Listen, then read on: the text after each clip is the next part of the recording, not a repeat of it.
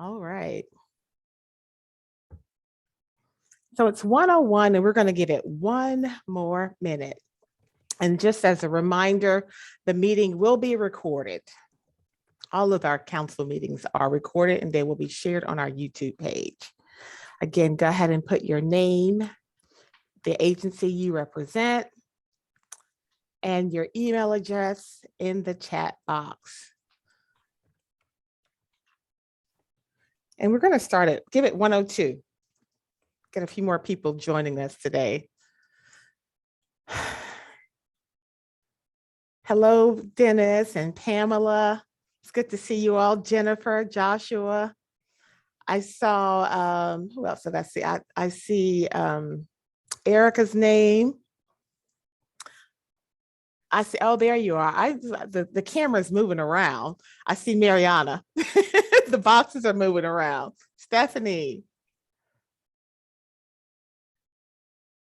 All right, it's 1:02, so we'll go ahead and get started. So welcome to the Wake Local Reentry Council meeting. I am Lenarda Williamson. I am your Wake LRC coordinator. I'm so glad to see you all today. We'll get Melinda. I don't see the screen. We'll go ahead and get that PowerPoint. Yeah, go ahead and get the PowerPoint started. You guys know technology is great, but sometimes it has its own mind. So we're working through a few little things this morning. All right, so quickly go over the agenda for the day. So that's the next slide. Okay.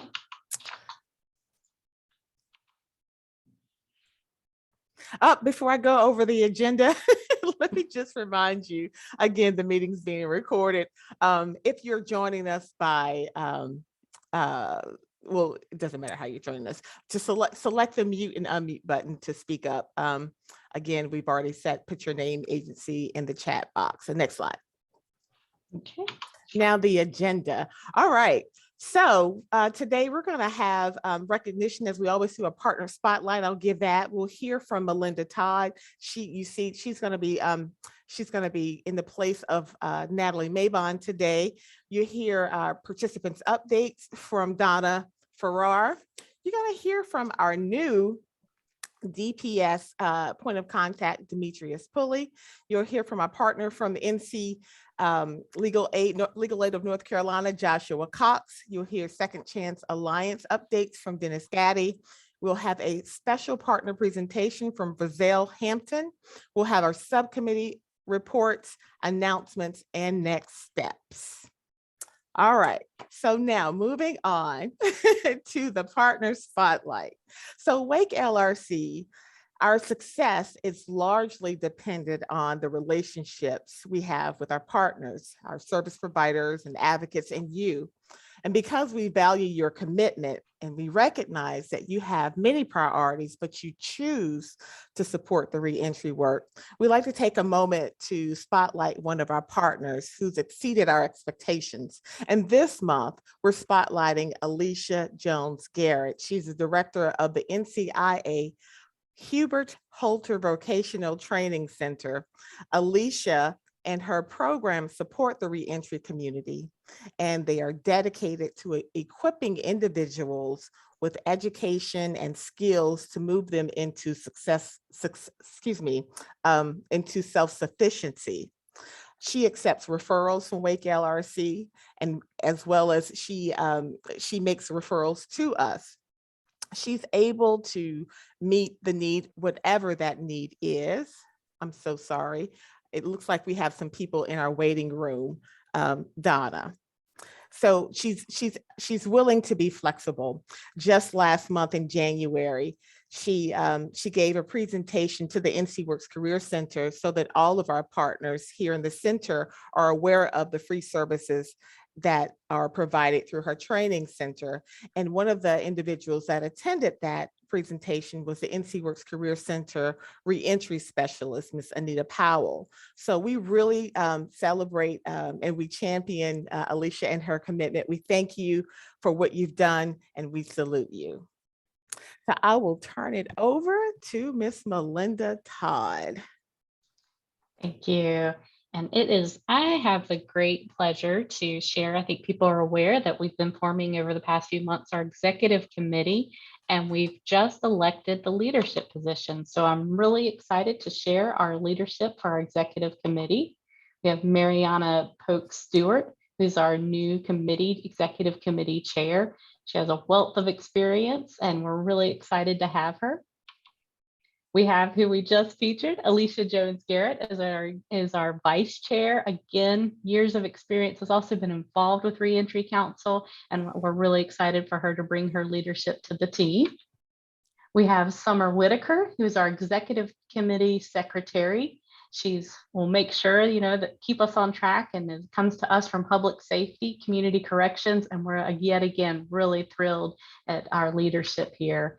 And then Theo Walker, who is not a stranger to anyone, is our housing subcommittee liaison. And our subcommittee liaisons are going to help kind of make that bridge between our executive committee, who's setting up our strategic goals, and making sure that it's lining up with our work of our subcommittees. So we're thrilled to have him as the housing subcommittee liaison. Michael Ballin, who I think a lot of people know as well, has agreed to be our supportive services subcommittee liaison. And he comes to us from the City of Raleigh Community Policing Coordinator, and has been integral in a lot of our work, both with reentry and with our youth work. So we're excited to have him. And then I'm running the PowerPoint and still not doing it right. So technology is none of our friends sometimes. So again, let's all warm welcome from people who've stepped up and are going to provide leadership and also help us think through our next few years. We've been kind of in startup mode, and now we're ready for growth mode, and excited for that opportunity. Also, speaking of growth, want to share some of our reentry positions. As you know, we've had several openings to expand, provide more services, connect more to our community resources. And I'm pleased to share that we have made an offer to our behavioral health case manager. And I guess I can say, hopefully, she will start in March. We'll wait until she's on board and present and have her meet everyone, but we're very excited to have her on board. We are still looking for our community and detention center case manager. So that position is currently open, but will close on March 1st. So please, if you have someone who you think would be good in that position, please share the information. We would prefer someone who can speak Spanish, but it's not required, but certainly something we think would be really beneficial for our LRC. The other position that we have open is our community resource specialist position, which is hard to say, but it will close on Monday, February 28th. And that position is going to be a really exciting position for us. They'll be working with our community partners, especially focusing on housing. As we talk every month, every time we meet, housing continues to be such a hard resource to cultivate. And so they'll be working on that. And then they'll also assist clients in navigating our community resources.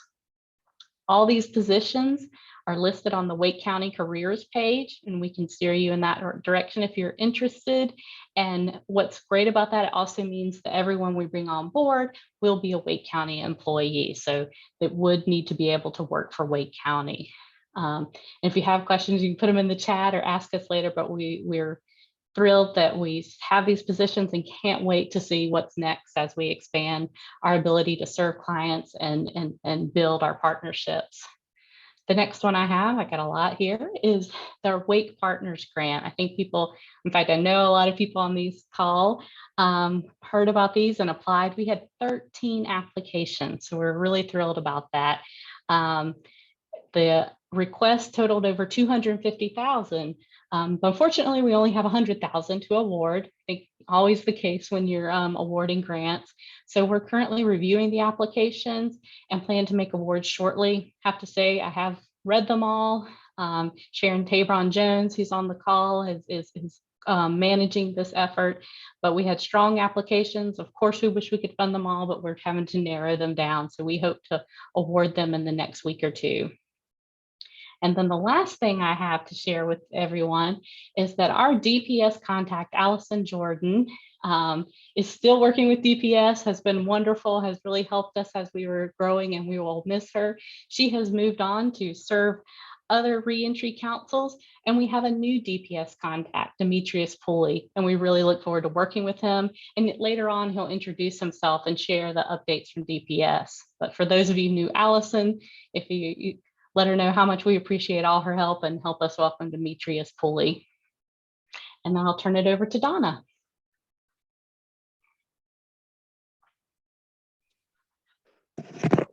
Hello, everyone. So I have some quick service delivery updates for you.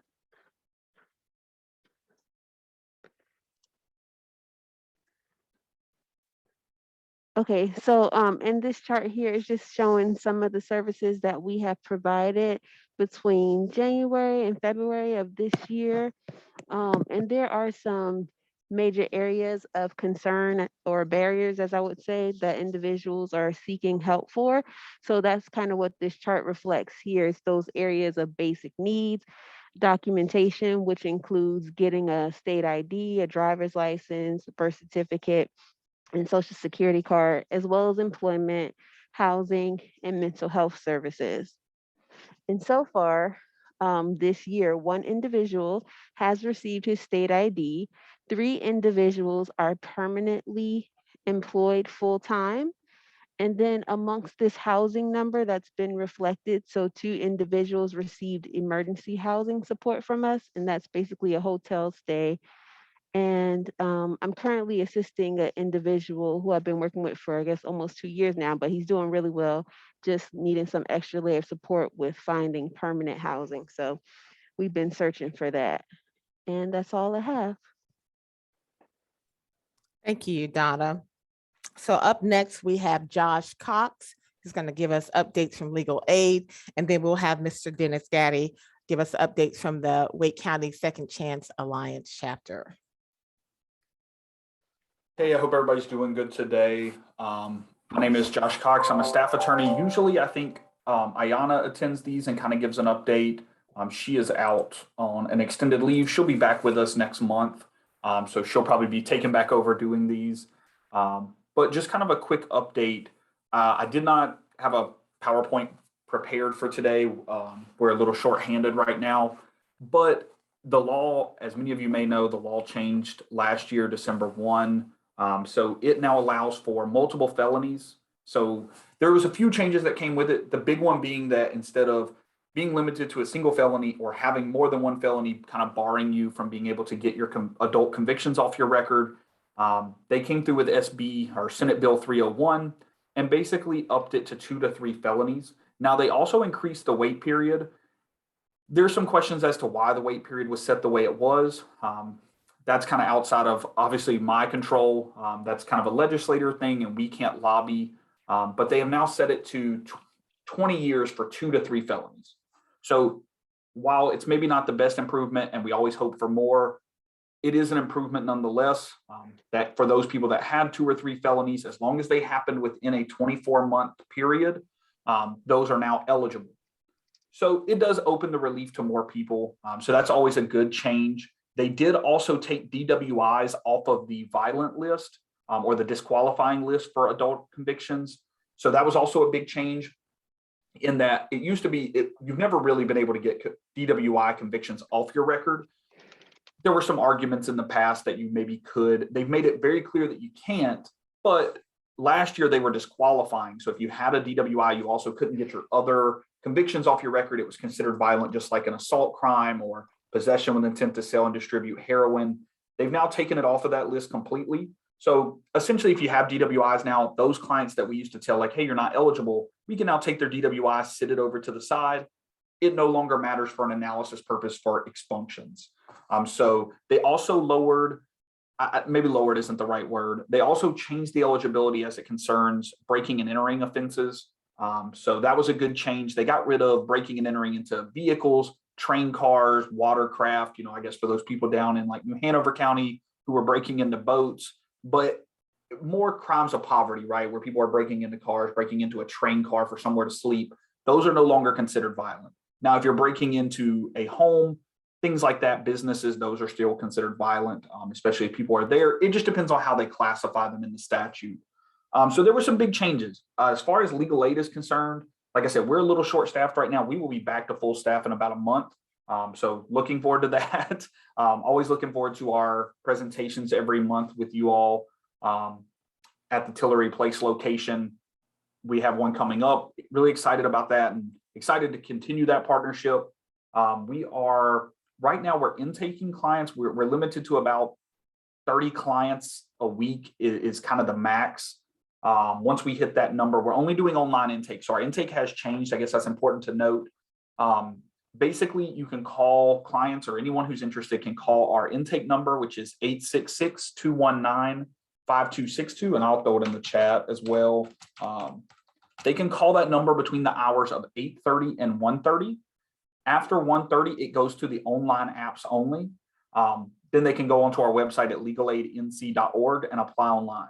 For expunction purposes, we're trying to get everybody to move to online applications because we get so just inundated with applications. Basically, people sit on hold or they end up not getting through. So the online applications allows us to keep a running wait list of people we need to call. So when we hit our max for the week, we just kind of start at that point on the list next week. That's just kind of the best thing we can do at this point. We hope to up our intake a little bit once we're back to full staff, but keeping in mind that we want to, be able to actually help people in a timely manner and not just have a backlog of clients that have files open. I think that's really about it. I will say for the 145.5s, which is your adult convictions that changed with the SB 301 last year, we are at a little bit of a pause on those. I know some of the other organizations like Campbell and Pisgah are starting to kind of do their first ones for the year because of the law change. Basically what happened is that they put this 30-day period in. So it used to be that you could file your 145.5 or adult conviction petitions.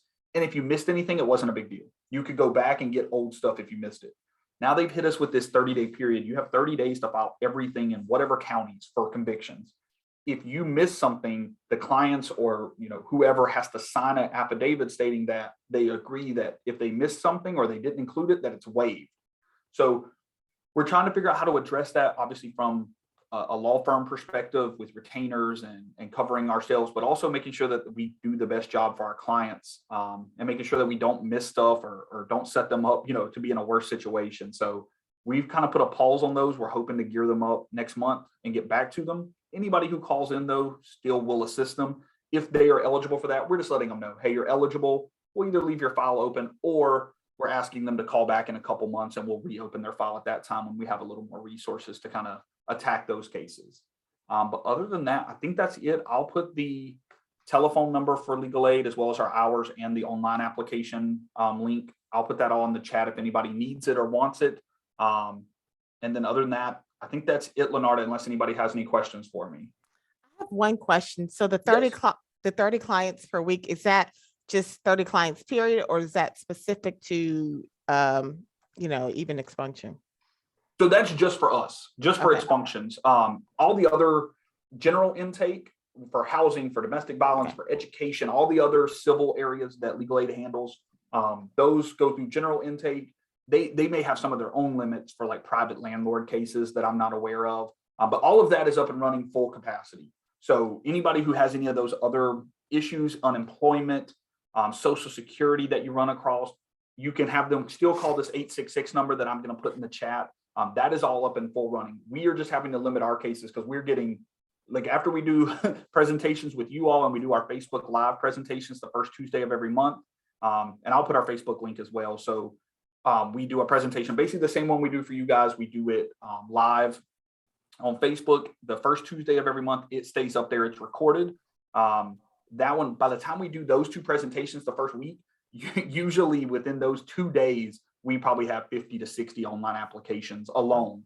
So then our other days, some weeks are 100 people. And we just, with me being the only staff attorney on the roster right now, I can't get through 100 files a week. So we've had to limit it, but we're hoping, like I said, to kind of keep that up. And we're going through the list. So if anybody applies, they will get called. It just may take, a few weeks to get back to them, but we're working through it. But I'll put all those numbers and everything in the chat. Good. And I just wanted to share two things. We already have 14 people signed up for the March 3rd expungement clinic. And Perfect. the other thing is that just want to acknowledge Justice Serve NC and Diana Powell. That's her organization. They've been very instrumental in ensuring that that these classes are full. So shout out to Diana as well. Thank you very much, Josh. And for those of you that have paid better attention to the agenda that I have, I did see that I skipped over Demetrius and Melinda. I know you're probably saying Lenarda and Dennis as well. So I apologize. Let's just go back to Demetrius Pulley.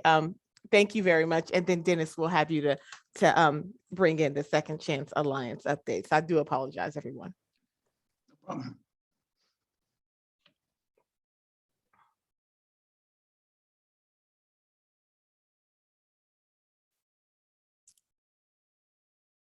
Do we have Demetrius on the line?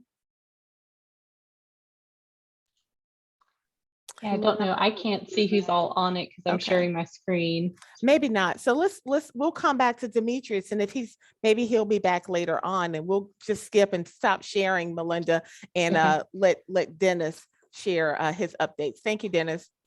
Okay, no problem. Good afternoon, Reentry family. Wanted to begin by addressing the Law 301 that Josh had just talked about. We, as part of the Second Chance Alliance, our statewide group, we fought that with everything we had, and it was because of the Conference of DAs influencing the legislative action on that bill. And I'm speaking specifically around the 20-year wait period for your second and third felony, which is ridiculous. It's ridiculous. Think about you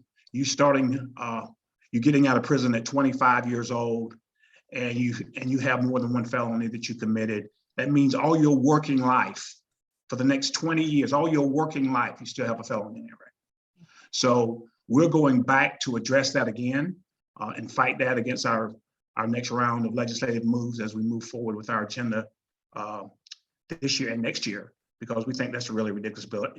And we had several conversations with some of the leaders of that bill to get at least that portion out of it, because it startled the mind, because one felony is 10 years.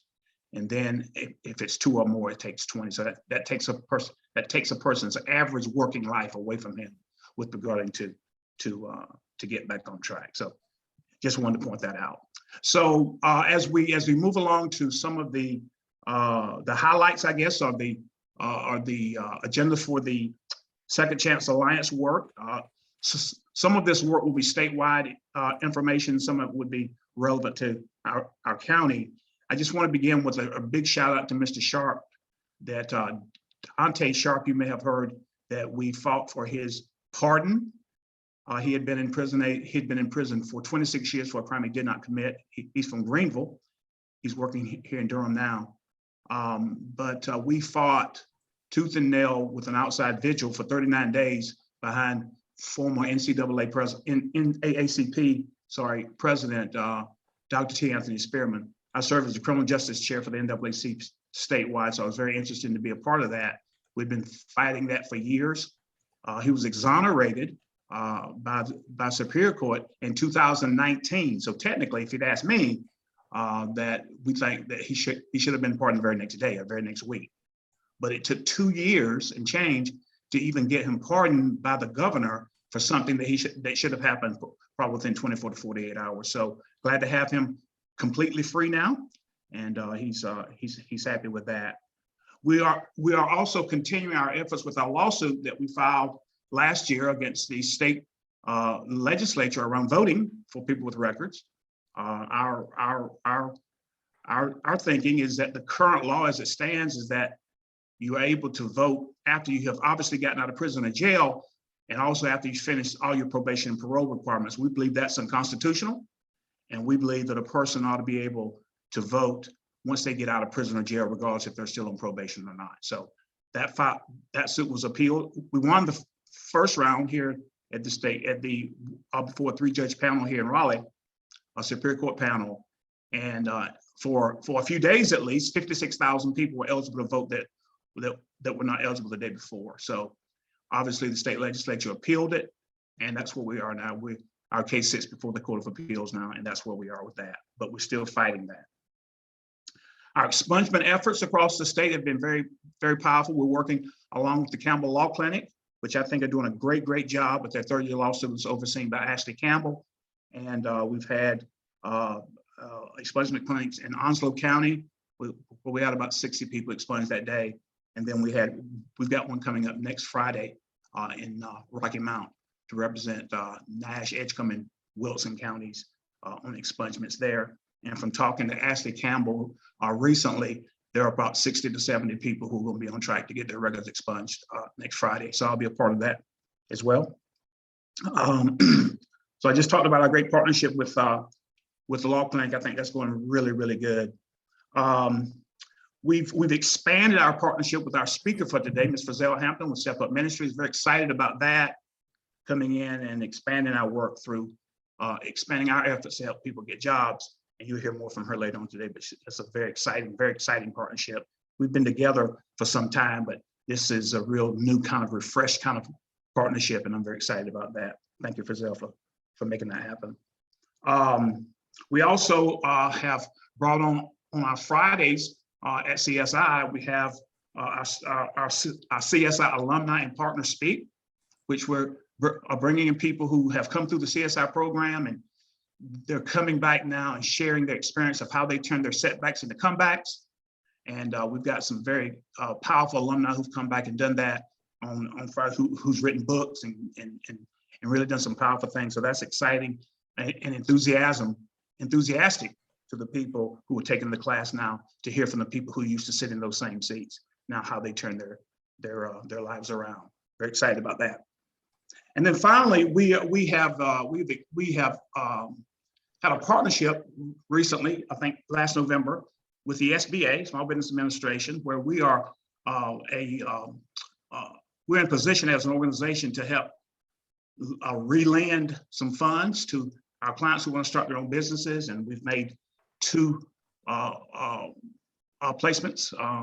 Recently, we had one placement where we helped one of our clients buy a truck to expand his transportation businesses across the country. And we've also had one where we've helped one of our clients, former clients, who got their construction license, and now we help them get some funding to start their company to construct homes. So that I'm very excited about those 2 placements, and we're looking forward to helping other people who want to start their own businesses do that. And that's partnership with the SBA, and that's a lot of fun. So that's it. Very excited to be a part of the call. Thank you very much. You're doing a great work, Dennis. I'm sorry, Jacqueline, Daddy? Well, that's my wife. My computer is tore up, so I'm using my wife's computer. Doing a great job, Dennis. We thank you for being a part of this work and leading the work.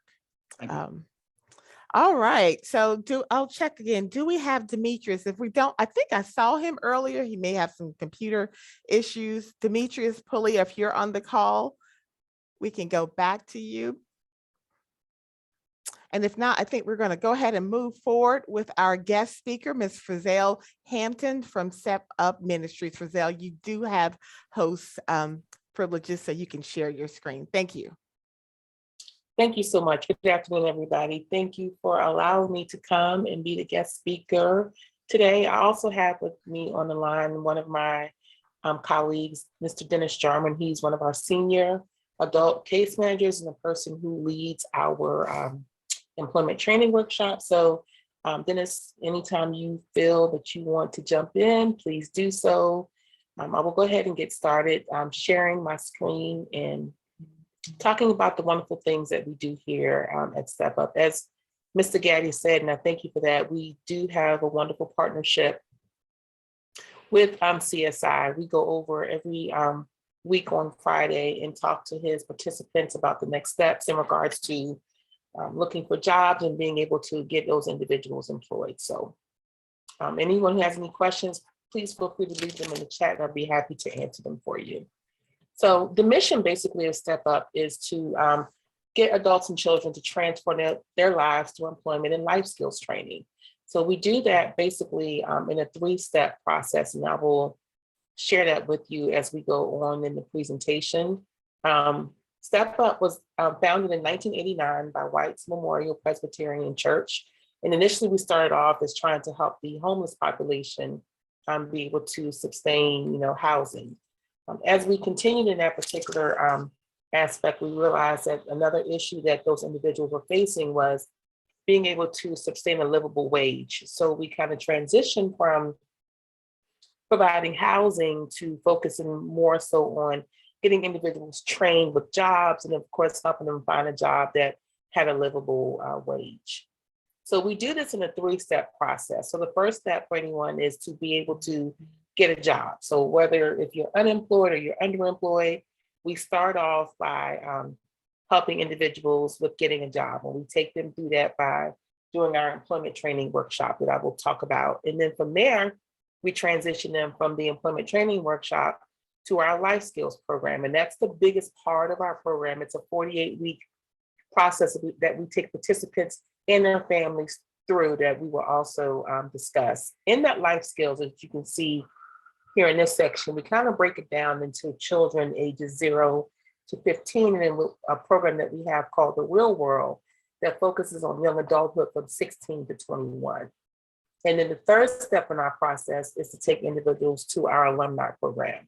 So we will kind of focus on each one of those particular blocks. And then any questions you have, like I said, I will definitely be happy to answer those for you. So the first step of our process is the employment training workshop. Prior to COVID, it used to be a 32-hour a week, which was 5 days workshop. Currently, right now, we're doing it virtually online via Zoom. So they meet on Tuesdays, Wednesdays, and Thursdays, twice a month from 9:30 until 1:30. And we cover such topics as being able to conduct a viable job search, ensuring your resume is up to date, effective communication, being able to explain any gaps you may have in your resume, whether it's because you had a justice involved background or maybe you just stepped away to do something different. We kind of talk about those things.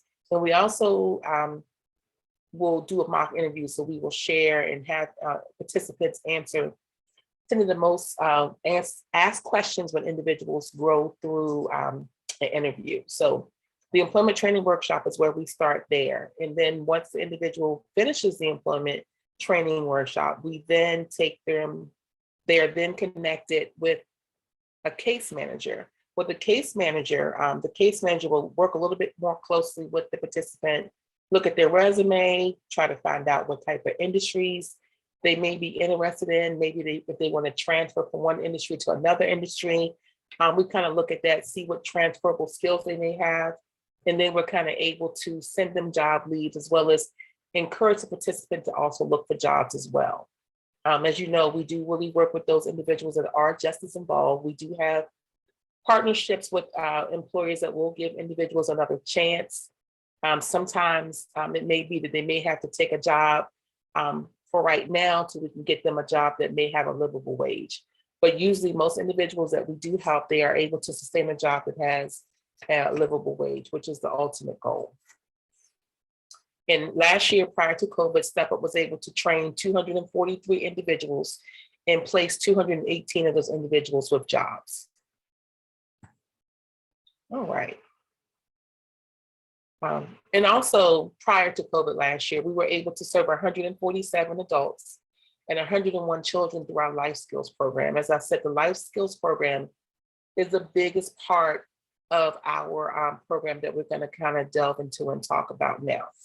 So the goal of the life skills program basically is for individuals to keep a job, to gain stability in all aspects of life. So it is a 48-week process. It's broken down into 12-week segments.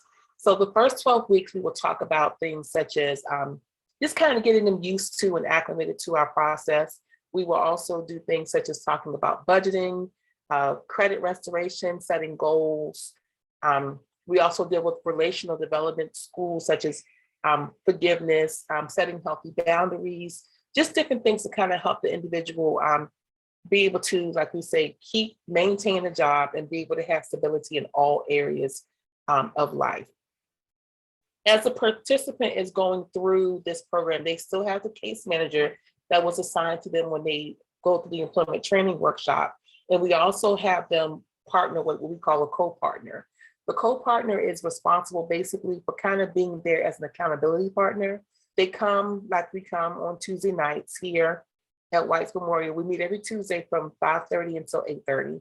We have dinner, and you can bring the entire family. So mom or dad has children, the children can come. We take the children so that the adults can have adult time. And then from there, they go to their classes and are able to kind of learn the different things that we're talking about. To go along with the budgeting aspect, we do ask that individuals do pay a $10 a week program fee that we do hold and we save for those individuals. For every dollar that they pay on time of the $10, Step Up matches it dollar for dollar. So at the end of the 48-week program, when they graduate the program, they will receive the $480 back that they put in, plus we give them additional $480 for them being able to invest and save the money. So it's kind of like an incentive to say, thank you for taking the time to invest in yourself. And we want to kind of, because you did that, give you an additional $480 for you doing that.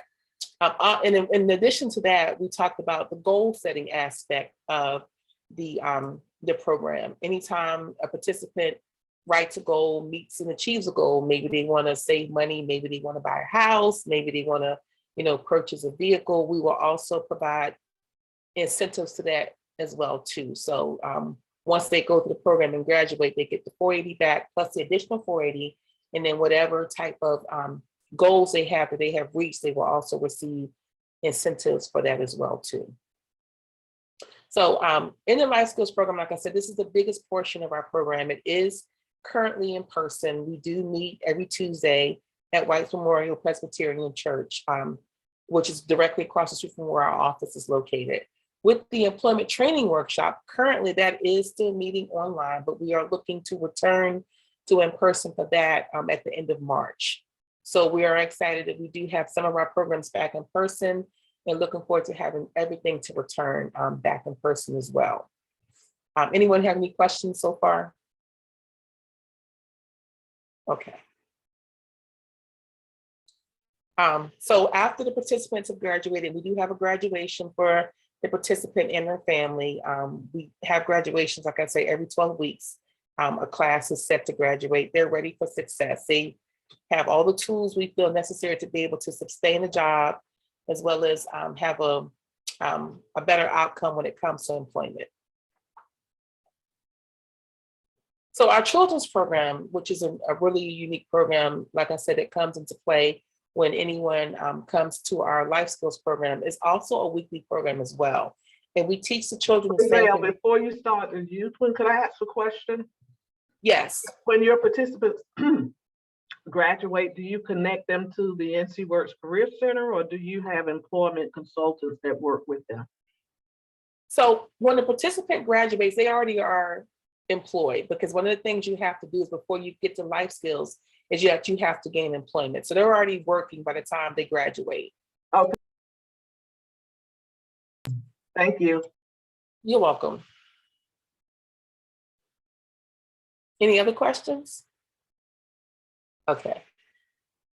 All right, so with the children's program, like I say, that's connected with our life skills program. And it's really unique that the children have their own case manager, as well as the adult has their separate case manager. Both those case managers work together so that the whole family's needs are all being met. The same thing that we teach the adults in the adult program, we kind of go through with the children in the children's program. So if an adult is talking about financial literacy, we're doing a needs versus wants program for the children, so they understand when mom or dad sit down and show them the budget that they have created, they'll understand what a need is versus what a want happens to be. All of our case managers are what we call Triple P, which is Positive Parenting Program. They are all certified in that. We take all of our parents through the Positive Parenting Program as well too, which is just kind of a way to reinforce, aspects of parenting for anyone in our program that happens to be a parent. We also offer tutoring in this program as well. The children's program is broken down into 3 sections. So we have the little babies from ages 0 to 5, and then we have the middle ground, which is ages 6 to 14, and then we have what we call the real world, which is our young adult program, and that goes from 16 to 21. The real world program will be returning April the 5th, we'll be having an interest meeting for anyone who wants to be a part of the Real World program on March 1st and March 15th. So if you would like that, I did put my information in the chat. I can also put our website and phone number in the chat. You can have them give us a call, and we'd be happy to provide them with the Zoom link when we have our interest meeting as well. We also have another interest meeting coming up for our next session of our life skills program. Regarding that's at the end of March. I will again put our number in that so that you can call and get more information about being able to have any participants in your program join our life skills program.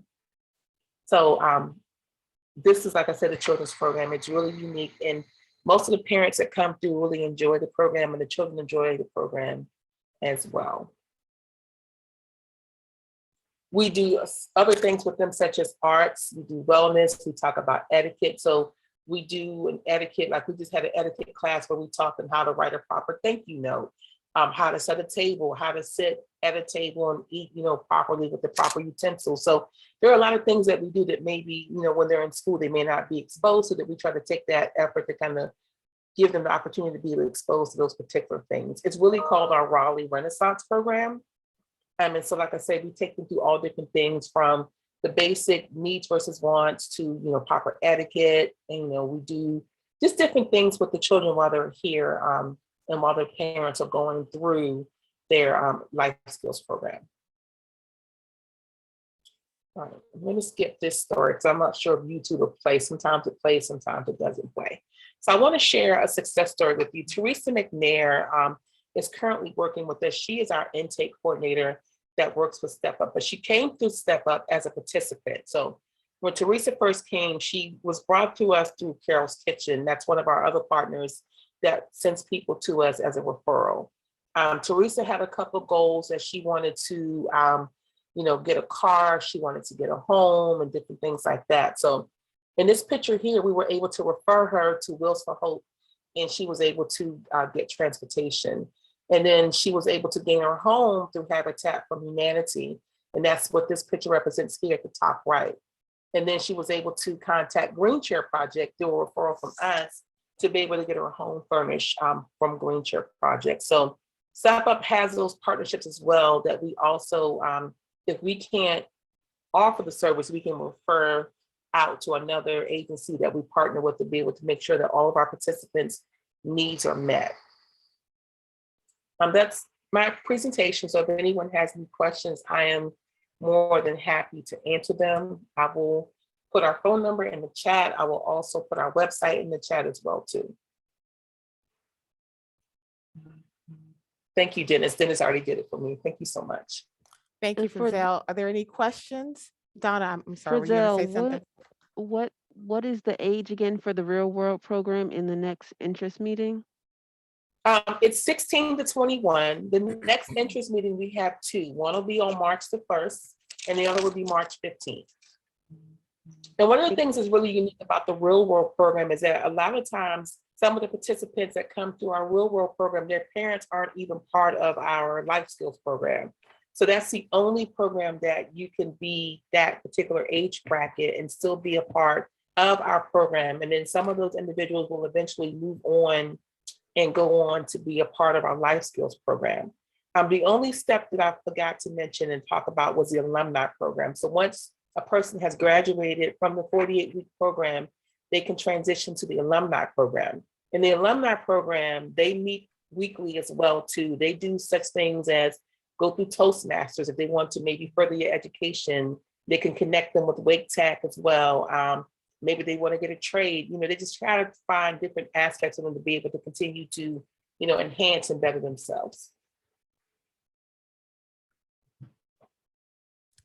Any other questions for Frizzell? I do. For the energy piece, is that held in person now too?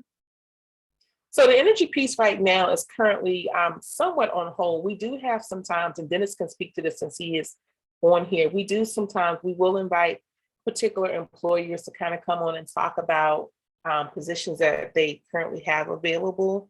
I'm not really certain if that's going to return to full speed since we're going back to in-person, but right now it's kind of been placed on hold. We do have sometimes we will invite employers to come in, talk about positions they have available, and how participants can apply for those positions.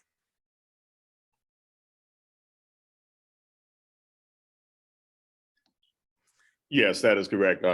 Everyone, pardon my camera for not working at the present moment. But yes, what Frizzell just said, the whole Energy and Connect, which were two additional programs that we had for persons who had come through and completed the employment workshop.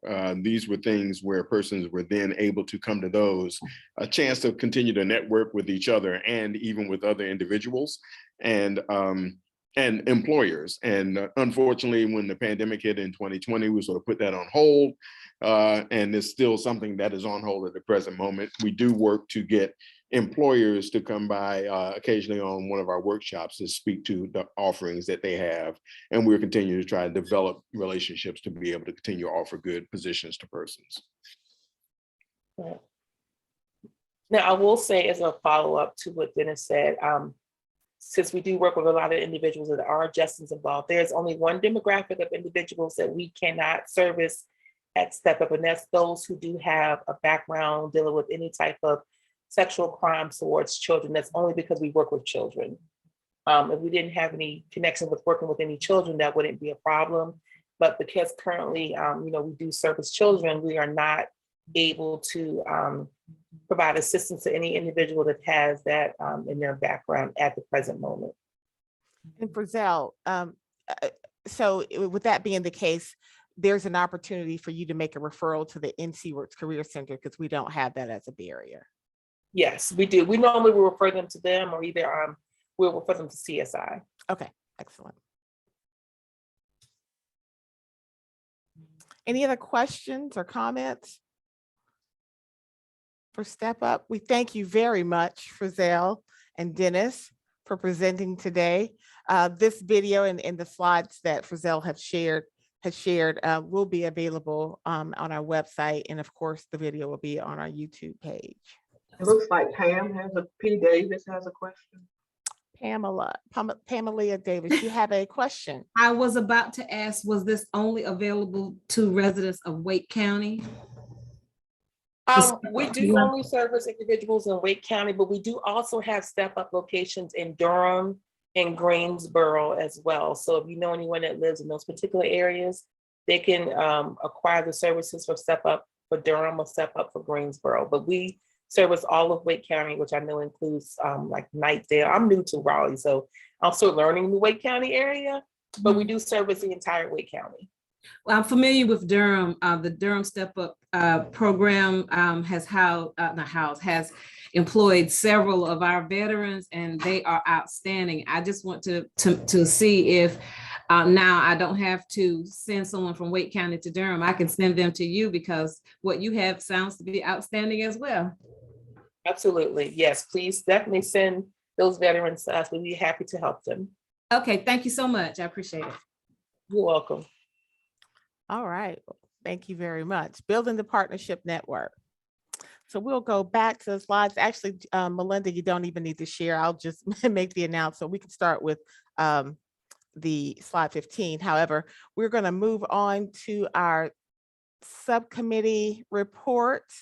But before we get into that, I want to make a special tribute. So we'll show slide 15.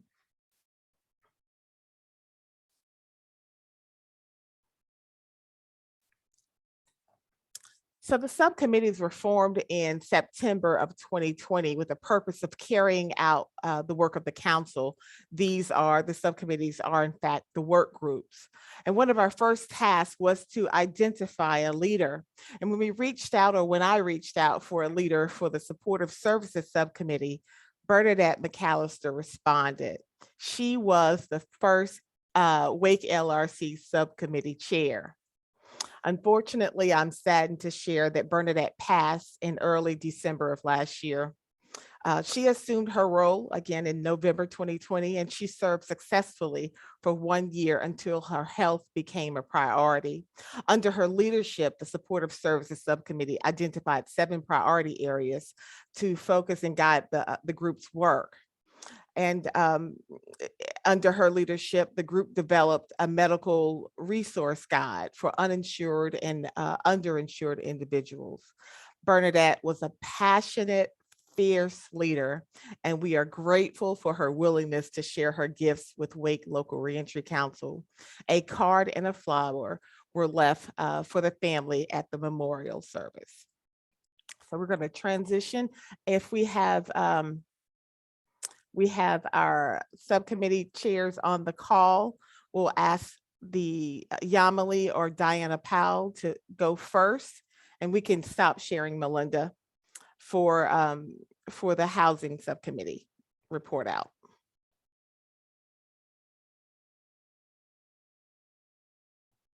Okay, I don't see Yamali or Diana, so we'll just move right on, and we'll go to the employment subcommittee. I believe that's going to be Donna Farrar.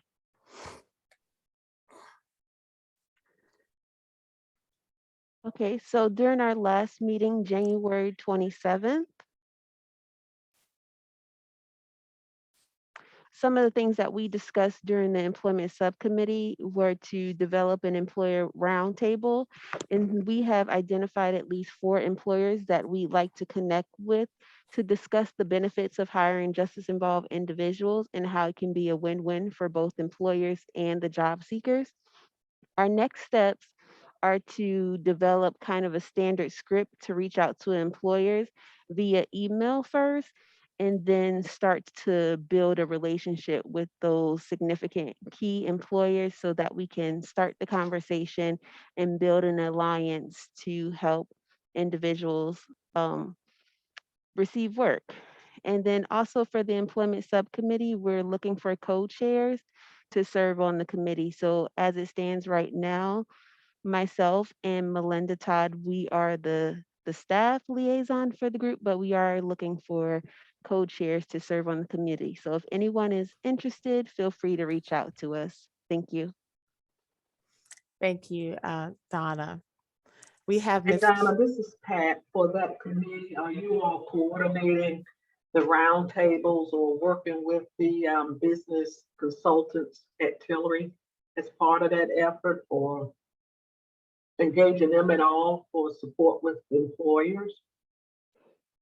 That is a good question. I believe that is a part of our strategy because it would definitely be beneficial to add that area to the table as well. And I think in the past, when they did start a collaborative employer roundtable, that NC Works was a part of it. So we'll definitely keep them in the loop or include them in the loop. Okay. Right, and just to share, we try to have someone on the employment engagement team from NC Works on the committee. Someone left to another job, and we've been looking to replace that position. That's a good idea. Thanks. I see Dax requested that we send the committee levels, and we'll make sure we do that following the meeting. Any other questions for the employment subcommittee? All right, next we have our vice chair, Ms. Karen McDaniels, who's going to report out for the supportive services subcommittee update. As was shared, the subcommittees will work with the executive committee as we move forward. And we have prioritized 70 areas to focus on, and we have addressed some of those priorities in our last meeting last month. And we have clarified priorities to share with executive committee liaison. And we are looking forward to seeing how the subcommittees will move forward with the new leadership. And our next meeting, Supportive Services Committee meeting, will be March 24th at 3:30. Thank you, Daniel. And I think the technology was buffering.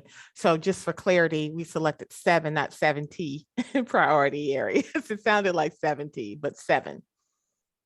And Karen did share that some of those priorities have been addressed. Any questions for Karen McDaniels? Lenora, I just want to say thank you for that clarification because my eyes went large when I thought you said I 70. apologize. I'm like, what? I apologize. Okay. Yeah. Okay. I thought it was just me. I thought it I was did just say me. 7. I apologize. I did say 7. Yes, yes, yes. All right.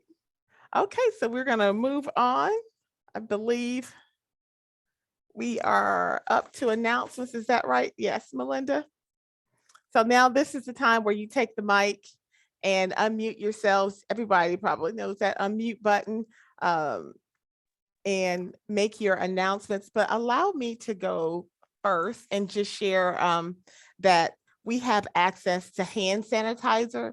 So Social Economic Vitality Department at Wake County Human Services, they have distributed large quantities, 175 per box of mini hand sanitizer. So if you need a box or two, please send me an email, and we'll make arrangements for you to come here and pick that up. One other thing I wanted to share, we had a request from, I think, 2 of our housing partners for bikes for transportation purposes. So if you guys know a resource in mind or make some connection, please reach out to me so we can see how we can help our participants. And that's it for me for now. So I think Amy's got something to share, and I'll also ask Pamela. She put something in the chat that I asked her to share as well. And anyone else can speak up. Hey there, everyone. My name is Amy Kresica. Also, thank you, Nikki. I'm the supervisor for the formerly incarcerated transition program with Wake County. You all probably know my staff, Jennifer and Craig McDonald, much better than me, but it's good to see everyone. I just wanted to include, I will put in the chat that the NC Fit program is expanding in Wake County. And so there are 2 postings currently live for community health workers, specifically for folks who were formerly incarcerated. I believe my understanding, I will not be supervising these 2 postings, but my understanding is that these folks will very likely be doing in-reach into the prisons. So that may be a consideration of fit for some folks. And also my understanding is that one of the primary goals of these roles will be supporting people who are living in recovery, specifically and taking medications for opioid maintenance in the community. So if that's a special interest for someone, that could be a really good fit for them. Again, I will not be the supervisor for those 2 posts. So unfortunately, I can't answer questions beyond like, what does fit do in general, if anyone has those questions. Dr. Evan Ashkin with UNC Family Medicine is the state level supervisor and can probably respond to some questions, which I'd be happy to pass along if anyone has those. Thank you. Thank you, Amy. Yes, Amy, this is Dennis Gaddy. I sit on the advisory team at FIT and really enjoy the work you do. So I'd like to stay very close to anything you have about that and just put that in the chat or whatever. Or I can just call Dr. Asking as well. Sure thing. If you have specific questions, feel free to message me or put them in the chat. I'm happy to answer anything I can, again, in general, like about community health worker qualifications, those sorts of things. And Dr. Ashkin may have more available about the program as a whole. This program will be supervised by Dr. Ted Zarzar, who is a psychiatrist because of the Suboxone prescribing situation of this program. Amy, sorry, that was rambling. I said, Amy, is there a link that you had that you can put in the chat box? Okay, perfect, perfect. Really? Any other questions for Amy? All right, I think Pamela Davis had something to share as well, or she put something in the chat and I'm asking her to speak up and share that with the council. Okay, I'm glad to be here. We cover 17 counties and Wake County is one of the counties that I do cover.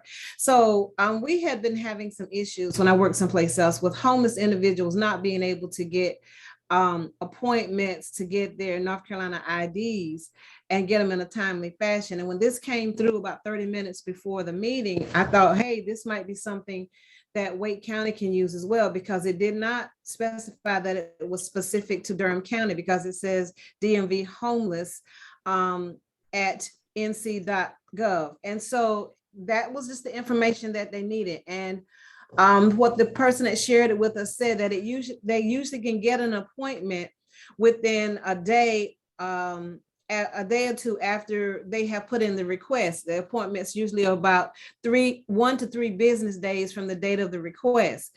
And that's good because so many people don't have their North Carolina IDs.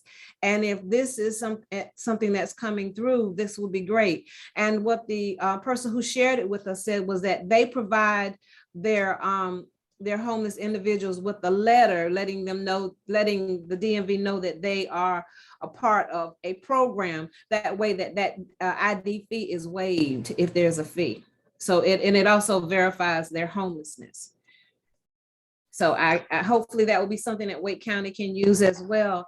And anything that we can do to get the IDs quicker so that services, they can get services, because coming from incarceration, a lot of times they don't have the necessary documents and everything. You need an ID. So this is one step closer to getting other resources that they need. So hopefully it will be beneficial. Yeah, this is great. Would you put that in the chat again? I don't know if that was a direct message or a message that everyone could see, Pamela. I think I think it was open to everybody because I did get a response from Ms. Donna. Okay, excellent. Extremely important information. We run into this all the time with people can't get a hotel room if they don't have an ID. Yes, exactly. It's just, and particularly maybe if you were on the work release program or you had some cash in your account when you got out, you can't go to the bank with a paper ID and try to cash your check. Right, but the one thing that the person that posted this for said that when they get that appointment, they have to be ready to get there to the DMV. So they can't say, oh, I can't make it that day. Right. And what they do is they print for them that appointment date, and they give them a copy of that homeless verification letter. And supposedly this has been going through rather smoothly for those individuals who've been using this. So I'm going to definitely try to use it myself, but I thought, hey, don't let me sit on this. If this is something anybody else can use, however, let's share it. Very important. Yeah. So I do have a question. The individuals go to the DMV to get that homeless letter or whatever's needed?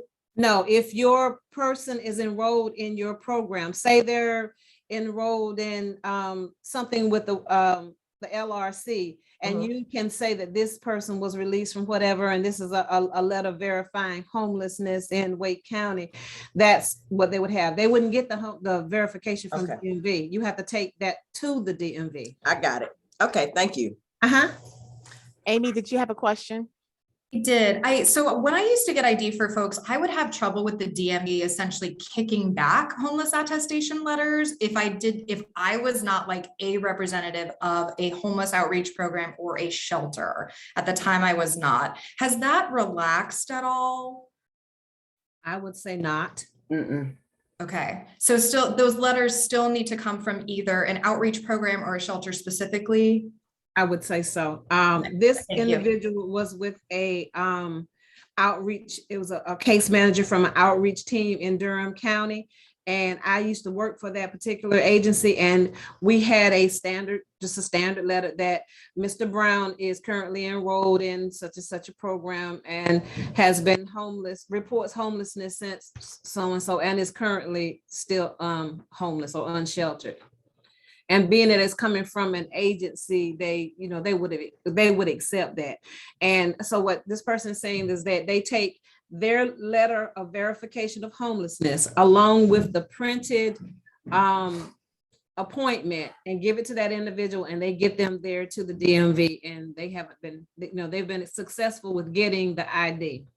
So Pamela, in this case, if the letter came from the LRC, would that be considered an agency? I would think so. The local reentry council would be up under the juvenile the justice program. That's a justice program, I would think. Is that not a city or a county agency? It's a DPS program, but it's under Wake County. So I would think that would be a reputable enough agency to verify homelessness. Or can you verify that that individual is homeless? That person to be enrolled in your program. So I would think, unless they told me otherwise, that I would go with that. We haven't had any problems. We haven't had any problem with the letters coming from our agency for that being acceptable. So I would think. actually anybody on the call who runs an organization or part of one, I think the letter would do. Ours have been fine with that. Lenata, Transitional houses are also, they're receiving them from transitional houses as well. And it's to help waive the ID, the cost for the ID, unless your agency can pick up the cost for the ID. But the letter is to establish homelessness in whatever county and to help say we want the fee waived. Okay, I'm just wondering, Amy, what organization are you with? I was just wondering why they wouldn't accept your letters. Oh, well, my previous experience was when I worked for Central Regional. Oh, okay. And yeah, the DMVs, even though that's a straight, it's a state agency. And of course, at that point, if folks were in an institution, they generally did not have a home outside in the community that they were returning to. And I many, many times had our letters declined because we were not a shelter. I'm currently with UNC Family Medicine Department of Psychiatry, and we have not tried from our agency, at least with the DMV. We similarly have homeless attestation letters, but I haven't been in a position to go with someone for ID. So I just didn't know if that's been relaxed a little bit, especially with COVID and how it's become more difficult to obtain those letters from a lot of places. And even just getting into a shelter can be a barrier a lot of the time. Well, we were having problems with, I would give them letters and it would depend on which DMV we would send them to. Some of them would take them and some of them would not. And so then I think there was it was addressed with the Department of Transportation, I guess. And now, there's no problem. They take all of our letters. And that's Stephanie Treadway, who's the transitional housing partner, Redirection NC, who just spoke up. This is Betty. Yes, Ms. I Corbett. just wanted to say that on those letters, I know I used them when I was at Raleigh Rescue, but also since or when other organizations, even churches have done it, but when organizations that they don't usually want to accept a letter from, they would go down to Snow Avenue. So I would think now that they would be able to go down to Oak City Cares. And they can verify their homelessness. Okay, that's good. That's all they would need to do, would be that simple. If it's an organization that does not ordinarily deal with the homeless population, I would send them to Oak City Cares. Because Snow Avenue actually does operate out of, they have an office down there anyway. But they could go down. In fact, a church contacted me not long ago, well, a few months back, and I sent them to Oak City Cares with the person that they were trying to help, and that's what they did. They got the letter from there. That's good information. Thank you. And you might want to double check and ask, specifically if there's any specific information. We used to have to put, I would put their name, and what, the organization that I was with, of course, it's on our letterhead. As long as it's on that organization's letterhead, it can't be a note written or on plain paper. It has to be on a letterhead. So that's something they can verify, that they know that is an existing organization. And then, like I said, it will send them either Snow Avenue or down to Wilmington Street when it was just Wilmington Street. And they could do it, or the Women's Center. They could do it because they're in the HMIS anyway. Yes, ma'am. They did ask that you put the person's name, and I would go with first, middle name, and last name, full name, date of birth, the county, and the phone number. And as you said, it's going to be on the agency's letterhead. So if that individual does not have a phone number, you would just put the agency's phone number there, because you're not just going to willy-nilly give a letter to somebody that you don't know. So if they need to contact that person. And once you sign that letter, your number's going to be there anyway in your contact information. So when they didn't have a phone, that was not a problem. They would usually call me and verify or whatever, or ask me other question. Yes, ma'am. Okay, what we can do, we definitely will do whatever, find out what needs to be included and include that piece of information in the meeting summary. Thank you very much, Ms. Corbett and Pamela. This is great conversation. The information that she gave you, that's all they require. Yes, yes. All right. Anyone else Oh, I have have one something to other share? thing. I'm sorry. Go ahead, Ms. Corbett. You have something else to share? Yes, I have one other thing before I forget. You know, I'm advancing a little bit now. I just wanted to let everybody know that if you know of anyone female who is looking for a furnished room with utilities included, that there are 2 available. Now, they happen to be in Zebulon, so they would have to have transportation, but there are 2 rooms available. Had landlord contact me last night. Can you share what the rent is? 400. Okay. Yeah, I'm pretty sure that's what he told me, 400. Good to know. Good, good, good. And Anyone else have? I don't know if that's a deposit required or not, but Good it question. was 400 and that's utilities included. Oh, okay. Okay. It's on Old Shepherd School Road. Okay. And if you do, just So they should contact you, Ms. I'm Corbett. having vision problems. So Lenata, would you put my number in the chat? What? I don't have it right now. 919-624-5488. Well, say that again. I got it. I got it. Thank you, Donna.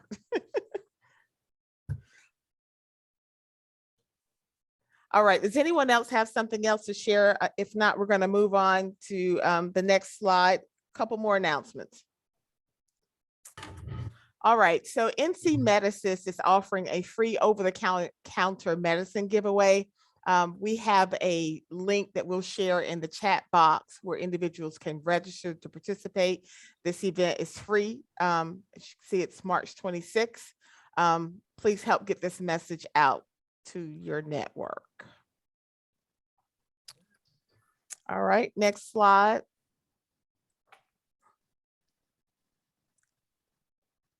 This is just a reminder that we have someone from Economic Services here in the center, the NC Works Career Center. She's available every Thursday from 9 to 1. She provides the assistance for individuals to apply or recertify for food stamps. All right, I think we're at next steps. So as Melinda shared earlier, Wake LRC is hiring. Visit wakegov.com. I believe you go to the human resources page and look for careers to find those positions. I believe it's also on Indeed. Melinda, correct me if I am wrong about that. We have our next expungement clinic on March 3rd. Again, I just said that. The subcommittee meetings are March 24th. That goes out to everyone, the Zoom links. April is Reentry month. And so we are planning several events. You'll hear more information coming in March. One of the things that we're supporting, Dress for Success, is having a virtual reentry job fair, and that's April 8th. We'll get that information to you as well. But Wake LRC and the NC Works Career Center and IPMW are partnering to host a reentry simulation, and that's free for the community here in the center. And again, that's April 21st. There will be other events that we'll be sharing in the month of March. The next council meeting, Wake Local Reentry Council meeting, is April 28th. And just as a reminder, be sure to check our YouTube page to see what's going on. Actually, if you need to revisit this meeting, or if you missed one of the subcommittee meetings, you can go there and look at those recordings as well. Next slide. I have a new email address. You can jot this down. It's lenarda.williamson@wakegov.com. That's the only thing that's new there.